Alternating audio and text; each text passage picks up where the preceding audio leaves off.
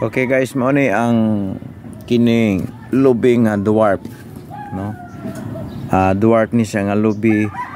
Akong ipatubo siya kay mao ni ang among itanom dito sa loti sa simbahan.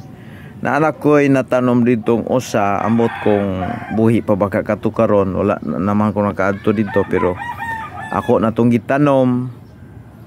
Ya kani ako puning itanom na po dito kung moturok na puning usa, so ang duha na naman tagas na. Pero ako ning gi-prepare kay ako ning itanom sa matag daluna dito sa loti sa simbahan sa Timpolay Baptist Church. Kay kining gitawag man ni siya og dwarf nga lubi.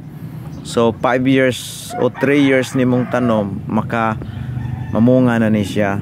So mani guys ang akong giandam nga tugkan nga lubi para sa amo ang yuta dito nga para sa simbahan nga amo ang tukuran o building mga guys. So makainom na ta ani gikan karon mga 3 ka tuig, makainom na tag tubig sa butong ani nga lubi guys.